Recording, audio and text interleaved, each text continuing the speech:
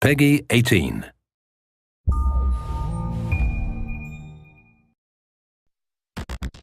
In 2001, a real-world exercise tested the emergency response to a bioterror attack on the continental United States. The operation was called Dark Winter. Within just a few days, the simulation spiraled out of control. The operation predicted a rapid breakdown in essential institutions, civil disorder, and massive civilian casualties. Dark Winter has revealed how vulnerable we've become. Our lifestyle, our security, our safety depends on a delicate and unstable economy. We've created a system so complicated that we no longer understand how to control it.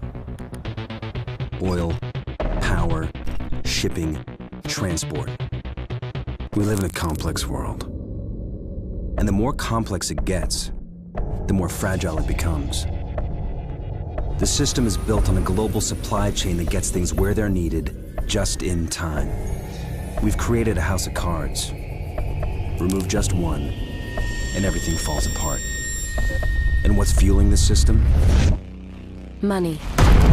Americans can spend $90 billion in a single day of shopping. Last year, 200 million people swarmed their local stores on November 23rd. We call that day Black Friday.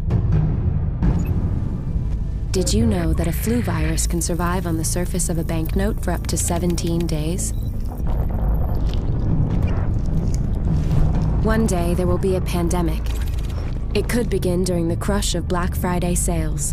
A pathogen will jump from tainted banknotes to human skin, onto food, toys, children, and loved ones. By the time patient zero feels the first sore throat, millions of people will already be infected. From this point, the breakdown will happen fast. Day 1, hospitals will reach capacity. Panic will strike.